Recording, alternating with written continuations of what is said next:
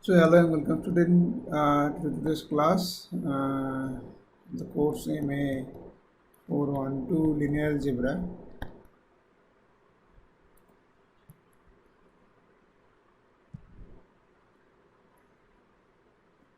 And this is lecture number 18. Okay. So now recall that we discussed about T-cycle subspace, T invariant subspace, right? And then we proved the relationship between the characteristic polynomial of T invariant subspace and the whole subspace, right? So now today we are going to use this idea to prove a very famous theorem which is called Cayley-Hamilton Theorem. Maybe I will give two proofs. Okay. So let me first use this idea. So the Cayley-Hamilton theorem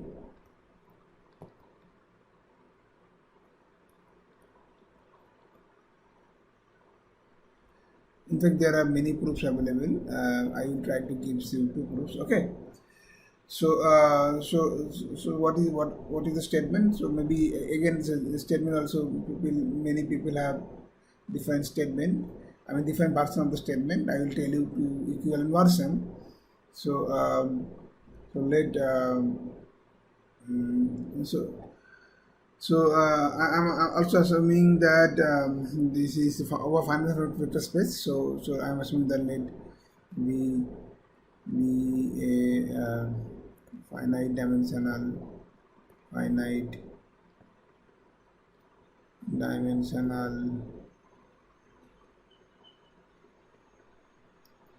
vector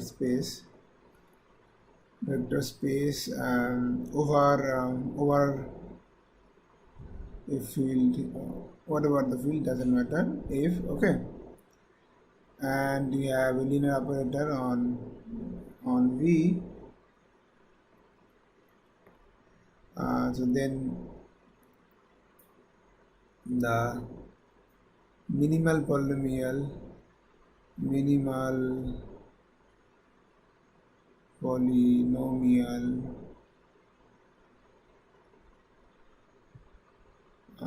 for T divides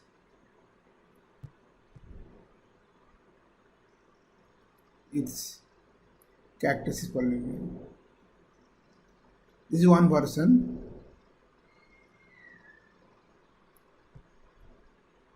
Characteristics polynomial. Okay. So equivalently, what you can say equivalently,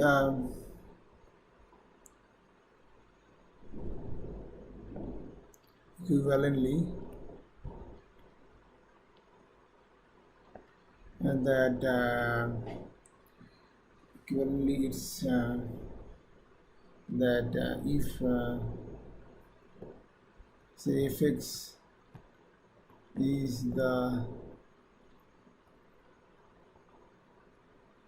characteristic polynomial. Yeah, so this is characteristic, not characteristics. Is the characteristic polynomial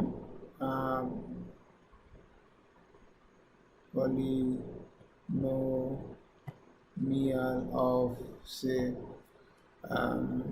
T, then f of T is a zero operator, identically zero operator. Why this equivalently? Because if we assume that number 1, suppose this is my number definition, characteristic polynomial, so minimal polynomial divides characteristic polynomial, and then this is also same, right? So maybe why? So because if say Px is the minimal polynomial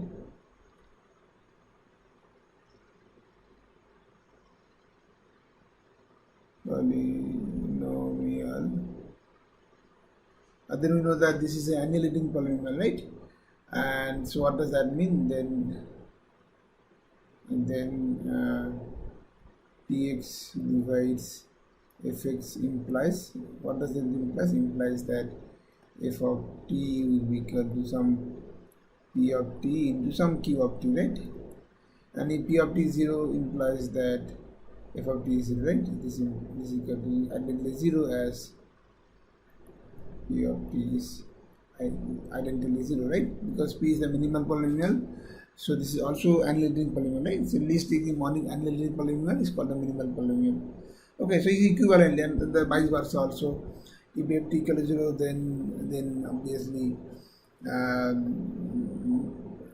then you just imply that pt divides that. That is okay. So maybe that, let me give the other proof also.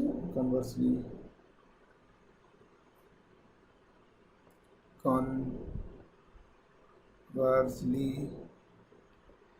if f of t equal to 0, okay, so let f of t equal to 0, okay.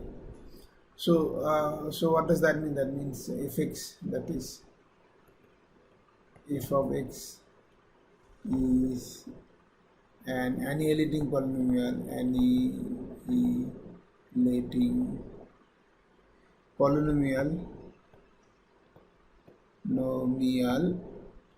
for t. Okay, so what does that mean? That means that this is belongs to the ideal generated by all the annihilating polynomial that we discussed in the lecture notes of minimal polynomial, right? And but the minimal polynomial is the generator of that ideal, right? So that means what? That means this is that divides that thing, right? As so this is okay. So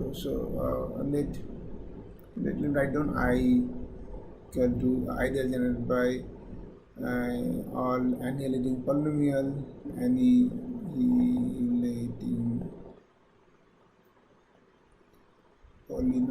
of t. Then this is ideal, right? Then this I is an ideal of the polynomial algebra f of x. Okay, and not only that, and the generator of I is the minimal polynomial, right? That we know, right?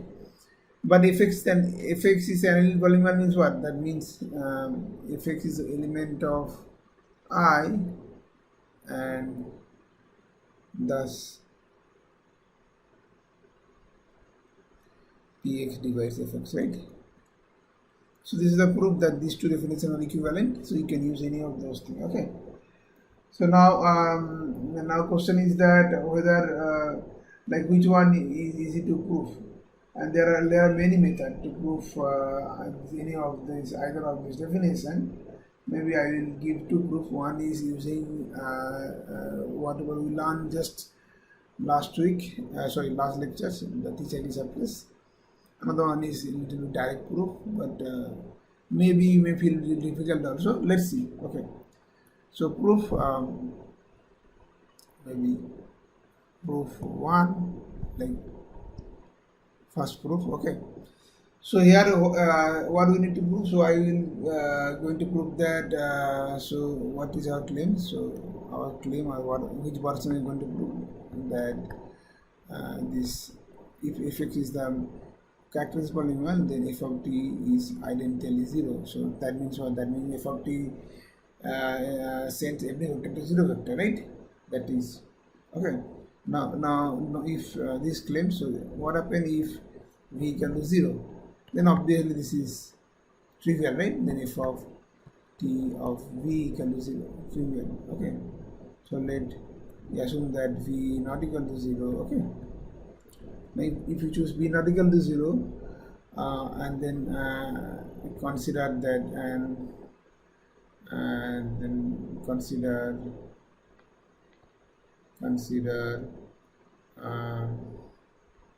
the t cyclic subspace generated by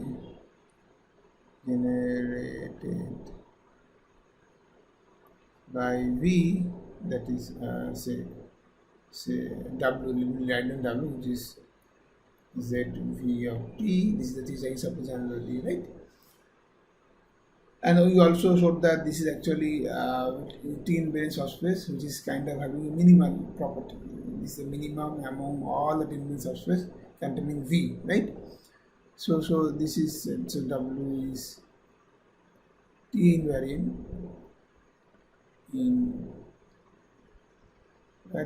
okay, and thus if you restrict T over W, then the characteristic polynomial of TW will divide the characteristic polynomial T. That also we proved last day, right? Thus the restriction map from W to W is linear, and the characteristic polynomial char TW that divides char of T, the full. Is that okay? So so that already proved that characteristic polynomial will divide these, and the proof was not so difficult. You start with first you start with the basis of this subspace, Tillman subspace, and then extend it to basis to the whole space. And once you do this thing, you have this nice way that when you write down all the vector in terms of this space vector, the first few will be T invariant, so they will be always remaining in the inside that W itself. The W is T invariant, and the other vector will be going to the outside W. Okay, that proof is not so difficult, that we already discussed. Okay, so now with the help of these characteristic polynomial divides this thing, we can do the proof. So if we prove that the characteristic polynomial T, whatever it's maybe let me write down this is Gx, and then this is maybe Fx, which is given. So if I so this is known to us, the Gx divides Fx. If I prove that Gt is actually identical zero operator, then I am done, right? Gt sends every vector to zero vector. Then Ft also send, right? Okay. So now how Gx look like? Sorry, Gx. How Gx look like? So then this is we already proved last day. Then there exists a constant C0, C1. Okay, so maybe I need one more thing. So because my V is finite dimensional capital vector space V, and then any subspace will be finite dimensional, right? So I can write down say dimension of this W, which is T size is subplace, so maybe something say K. It is finite dimensional, right? So any subspace of finite dimensional vector space is finite dimensional. So then there exists C0, C1, C2, and Ck minus 1 scalars such that what happened? So now you can easily, so remember when this kind of thing happen, then you can prove that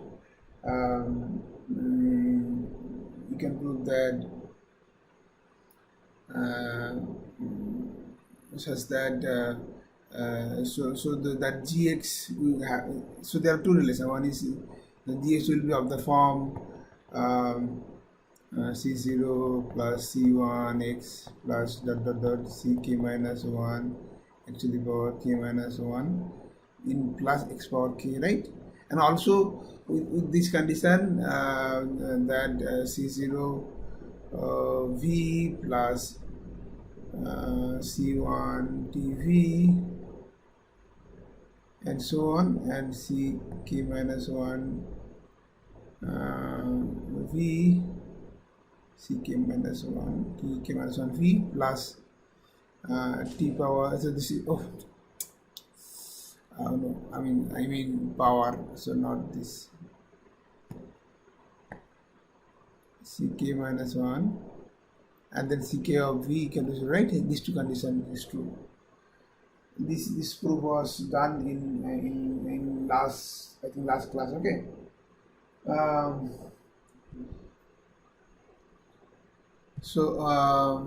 This was done in last class.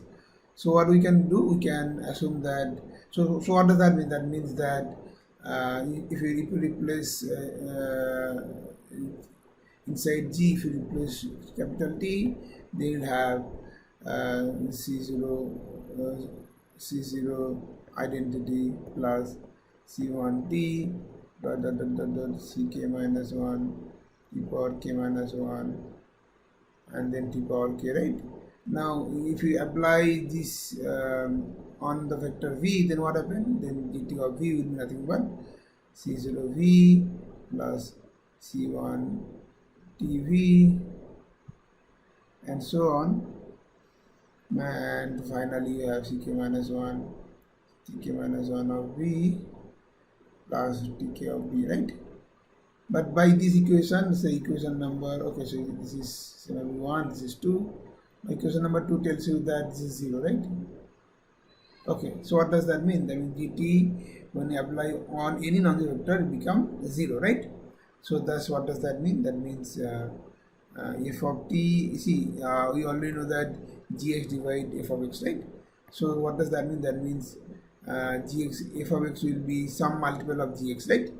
So then f of t of v will be some multiple, say some q of t, whatever, maybe q of t into g of t of v, right? But g of t of v equal to 0, so this is q of t of 0, which is 0. Okay. So what does that mean? That means for any non-zero vector also, f of t sends that vector to 0 vectors. Okay. And thus that means that f of t is identically 0 vector. So this proves that f of t is identically 0 vector. Okay. So this is one proof, and so this proofs require the idea of t-cyclic subspace, and that we already discussed. Okay. So now now we will give another proof of this theorem, and then after that we will give some of the problem. We will solve some of the problem, and then it will be clear to us. Okay. So now second proof.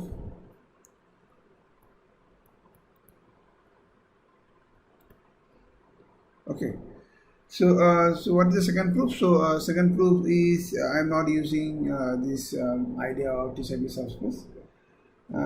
So what do we do? So we start with that. Let we have a basis b equal to something, say v1, v2, and vn of v where I am assuming that v has dimension n. Okay. So this is dimension of v equal to n. This is find dimension, right? So I am assuming that this is n. So now if we have a basis v and let so t is given already, right? So let me write down that matrix of t with respect to this basis is, say, a equal to t b. Okay, so this is maybe of this form. A is a aij or aj. You can write down the other way also. So let me write down this is some aji. Okay, ij doesn't matter. So this is doesn't matter. So this dummy variable, this is I and j. Okay. So then how does t acting on this basis vector? So t of vi will be equal to summation aij and j equal to, or rather ji, I must say, because the other way, right? Yes, summation aji because I wrote vi, right? Ej, j equal to 1 to n, right? This is the action of t on the basis vector. Okay, and this is true for every I from 1 to n. Okay. Now, if this is true for every I from 1 to n, then I can rewrite this thing in little bit of this form. So this vi, I just want to write down when I of this form. T, it's a delta ij of t, and then take sum. So okay. So how do I write properly? 1 minute. Yes, so let me write down by this. You take delta ij of t and then take this thing this side. So if you take this thing this side, then it will be nothing but Aji and then identity operator, and that will acting on V, and that is true for sum what j equal to 1 to n. Okay, this is also 0. Now why this is true? Now let us just try to understand this thing. See, this equation is valid because when j equal to I, only delta ij will survive, right? Delta ij is Kronecker delta. This is the famous Kronecker delta. Kronecker delta function. Let me remind you that when delta I equal to j, then it is 1, otherwise it is 0. So when j equal to I, then this is 1. So ti, so that will be that at the ith position you will have vi, right? So t of vi will come from left side. On the other position, the sum will be same thing, right? So these two are the same equation. Actually, I am writing different fashion. Now, after I write this fashion, then I can define a matrix whose ith and jth row will be of this form. So now let me define. Now let us define a matrix say B whose elements are Bij, where how this Bij look like? So Bij's are nothing but this coefficient of Vj. So what is that? This is delta ij t minus aji, right? Ji and then identity. Okay, so this is a matrix whose elements are also linear operators. Okay, so you can think that this is a matrix of linear operator. Okay, so this is I am defining for every ij. Okay, now let us try to understand this, what is happening actually in this case. So let me just try to understand the case, small case, when k n equal to 2. So try to understand. So let us understand the case n equal to 2. Okay, that means 2 dimensional vector space.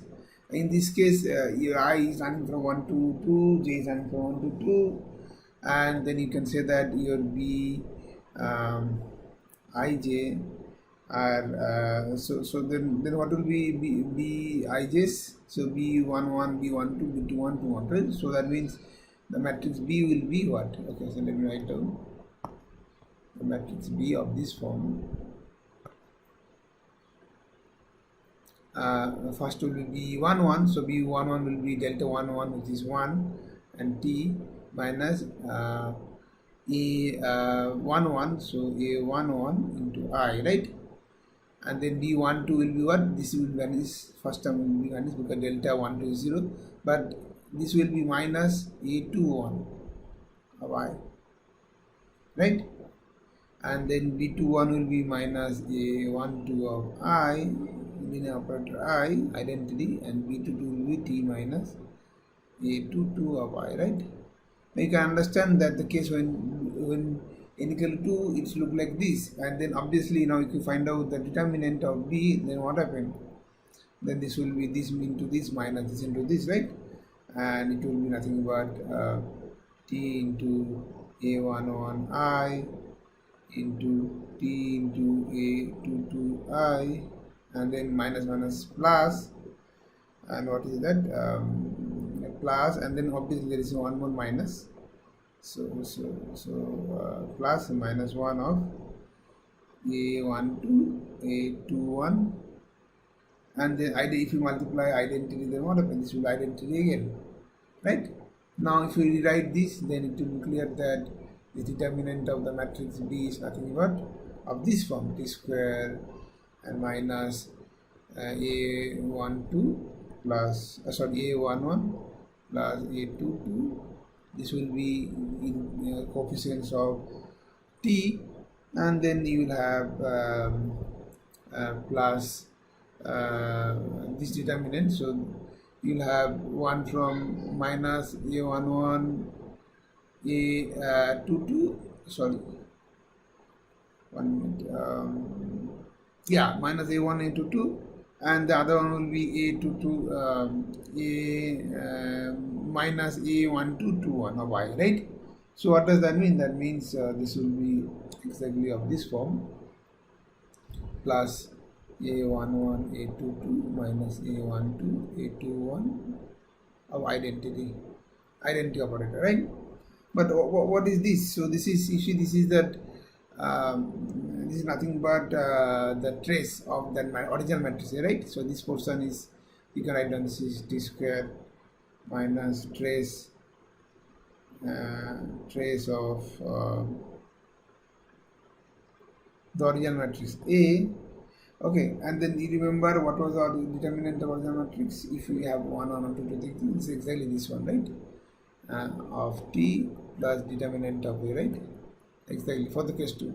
And hence, what does that mean? That means this is nothing but so this is obviously, if evaluating minimal, the characteristic polynomial of t on that polynomial, right? So this is f of t, where f of x equal to x square minus trace of A plus determinant of dictate of A of x, determinant of A is the characteristic polynomial of A, right? The characteristic polynomial of A. So what does that mean? That means the determinant of B will be the value of t on the characteristic polynomial of A.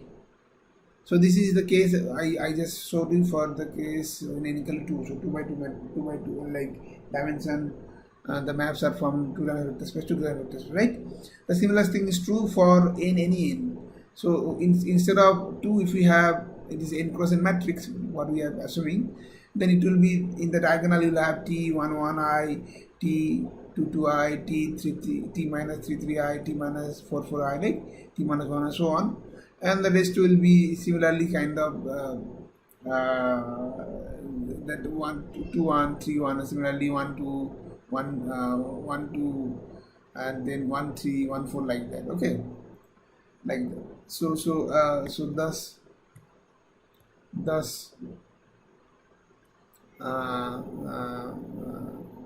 the general case, to understand the case, I just discussed that case 1 n equal to 2, but in general, what is the case? In general case, you can write down that so now recall that this matrix, when I define here, this is my Bij. So what does that mean? That means for the general case, I have summation this Bij,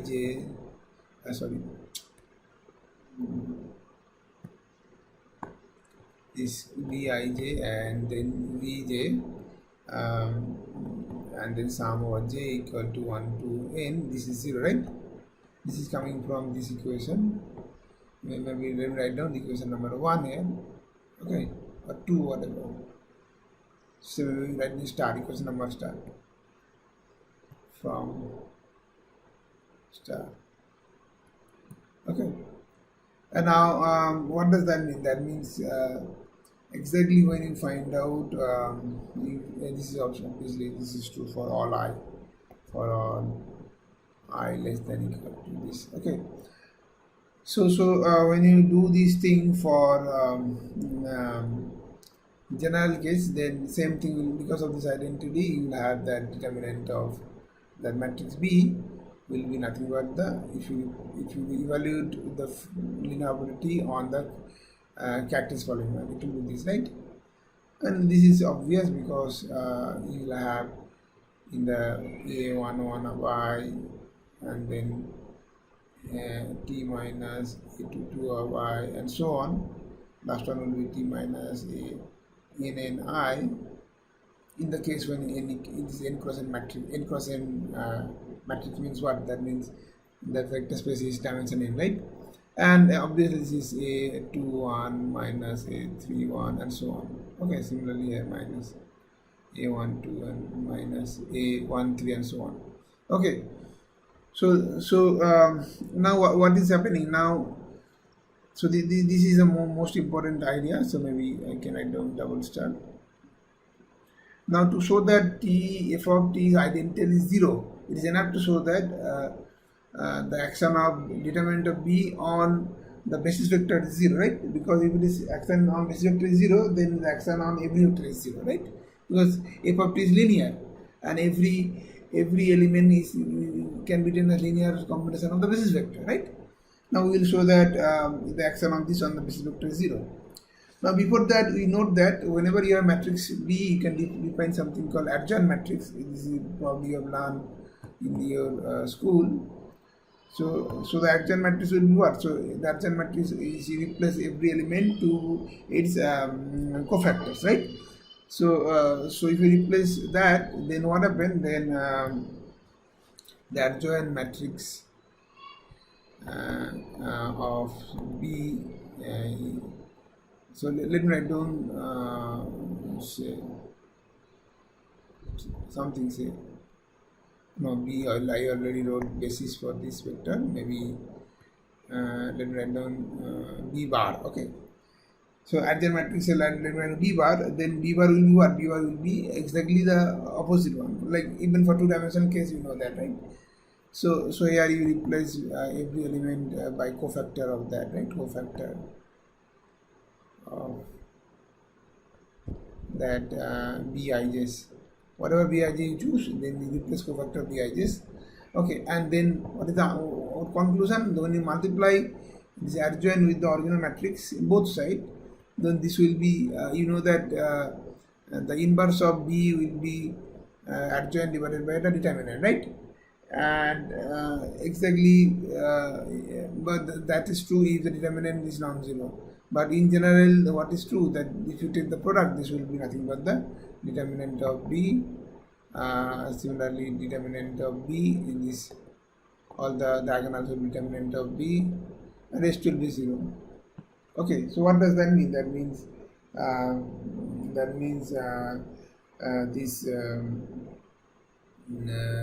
this product will be determinant of B into the identity, right? This is clear. So maybe I can how do I write? So this will be determinant of B times identity matrix of dimension n, right? So okay, so what does that mean? That means okay, so one more thing. So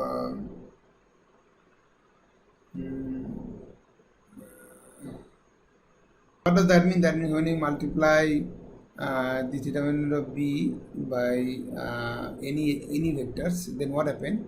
Determinant of B into identity will gives you the product of these two matrices, and that will give you 0. Why? Because of this fact that so if you multiply determinant of say determinant of B identity with that basis vector v1, v2, vn, and then this will be nothing but this B bar into B of that basis vector v1, v2, vn, and then okay, so now 1 minute, this is B only. Okay, now this will be nothing but B bar of B of this basis vector v1, v2, v2, vn, but this is matrix form, right? But this is see from the equation here we already proved that. Yeah, so this equation, look at this equation, summation bj vj, right? So if you multiply that thing, so exactly you will have what? Summation bj vj equal to 0 for all every I, right? So this will be gives you b bar into this summation. This is a matrix form I am writing. J equal to 1 to n bij vj.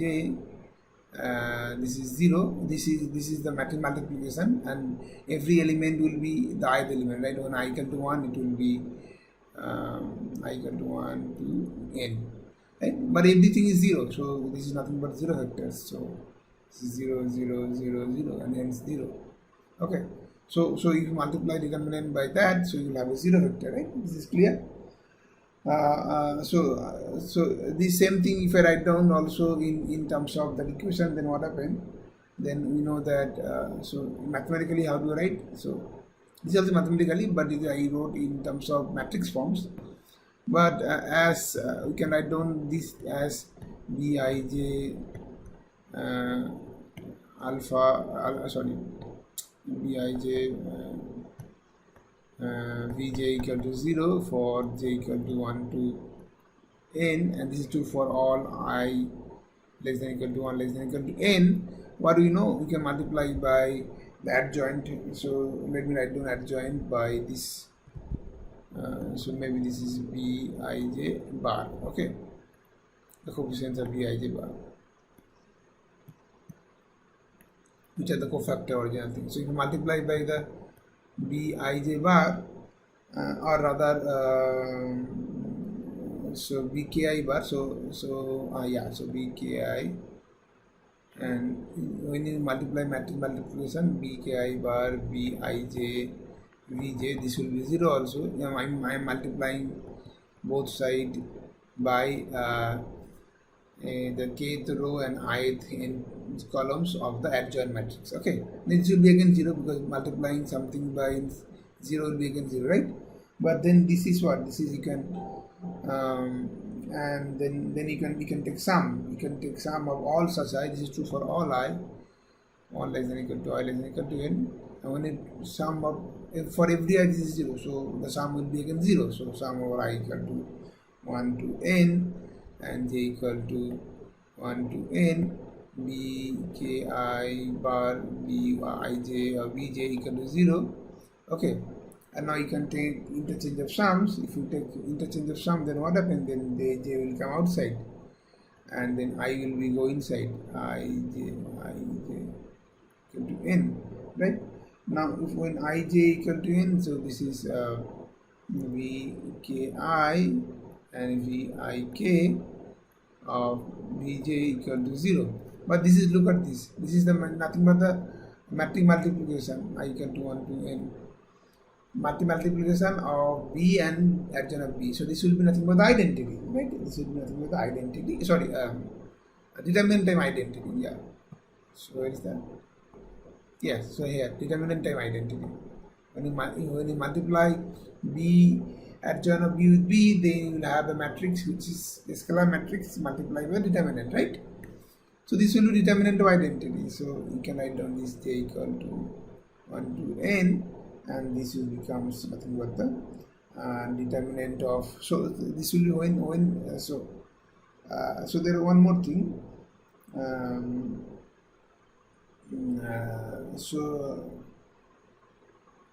Yes, so I can write down this as the elements as product power of determinant whenever I not equal to j, otherwise it is 0, right?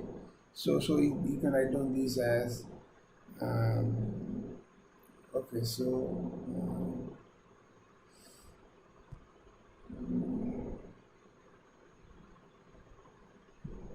I'm writing this thing like this, that this is delta say I equal to this, so I will get cancelled, and k and j, so delta kj determinant of b times vj, that equal to 0. So what does that mean? That means when j equal to k, it will survive, otherwise it will vanish. Now j is running from 1 to n, so when j equal to k, then what happens? When j equal to k, so when j equal to k, we will have, what do we have? So this is delta kk, which is 1, and dk, right? So we'll have determinant of b times into dk, that equal to 0. But determinant of b is nothing but f of t times vk equal to 0.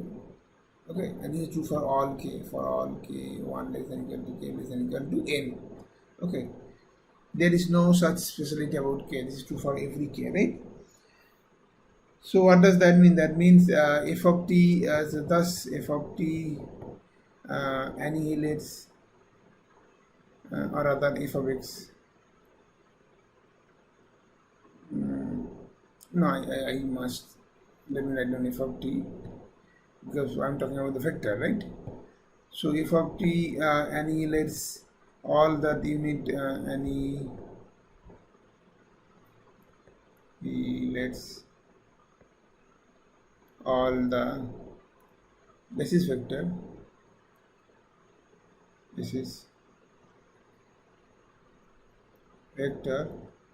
thus f of t must be identically 0, right? And this completes the proof. Okay, so this is another proof of this theorem, these Cayley-Hamilton theorems, that tells you that characteristic polynomial divides the linear polynomial. Now maybe we can solve some of the problems and see how it's happening. Okay, maybe okay, so problem. So for example, suppose we have a linear operator on R2, say R2 to R2, and I am taking the operator as say V1, V2, which is of this form, say V1 plus 2V2, and to say minus maybe minus 2V1 plus V2. Okay, this is a linear operator. Okay, and so I need to check what is the matrix form of this. So let me write down, and obviously I need a basis. So let me fix the basis, standard basis 0, 1, 0, 0, 1, and then if A is the matrix of T with respect to the basis B, then what will be the A? How will A look like? Now you check that A will be exactly of this form 1 minus 2 and 2 1. Just to check it. Okay. And now once you have that the matrix form of T with respect to some basis, then we can, because see, I know the characteristic polynomial does not depend on the basis, because any two, if we change the basis, it will be again some similar matrix, and we know that similar matrix is the same characteristics polynomial. So you can choose any basis, doesn't matter. Okay, now then what will be your characteristic polynomial? So this will be a determinant of that 2 cos 2 identity times x minus a, and which is of this form x 0 0 x, and so what is your a is nothing but 1 minus 2 2 1, and hence you can talk about determinant of x minus 1, and then this minus 2, and then minus plus 2, and then x minus 1, right? And then this will be nothing but x minus 1 whole square minus plus 4. And what is this? So x, so this means x square minus 2x, and then plus 1 and 4 plus 5. So this is your characteristic polynomial, and then we are claiming that if you replace these, then it has to be of the form this t square minus 2t minus plus 5i, it has to be identically 0. So what does that mean? That means when you replace this thing, this will be identity matrix. That means it's identically 0, right?